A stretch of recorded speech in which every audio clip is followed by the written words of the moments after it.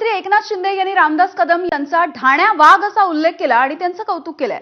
तर उद्धव ठाकरे आणि आदित्य ठाकरे यांच्यावरती त्यांनी टीकेची झोडही उठवली। उपमुख्यमंत्री एकनाथ शिंदे यांच्या उपस्थितीमध्ये आज 10वी-12वी मध्ये उत्तीर्ण झालेल्या विद्यार्थ्यांचा गोरेगावच्या नेस्को सेंटरमध्ये सत्कार करण्यात आला आणि त्यावेळेला त्यांनी ठाकरेंवरती जोरदार निशाणा साधला। रामदास भाईंनी सुरू केलेलं काम सिद्धेश पुढे नेतोय याचा अभिमान रामदास भाईंनी आनंद व्यक्त केला। मलाही त्याचा सिद्धेशचा अभिमान आहे। मलाही खऱ्या अर्थाने सिद्धेशचा म्हणूनच मी मनापासून मगाशी अभिनंदन केलं।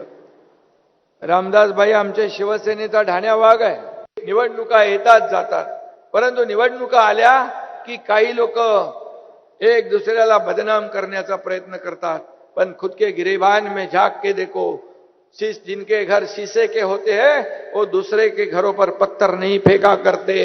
कुछ लोग समंदर खंगालने में लगे हैं, हमारी कमियां निकालने में लगे हैं। जिनकी लंगोटियां फटी हुई है वो हमारी पगड़ी उछालने में लगी हुई है।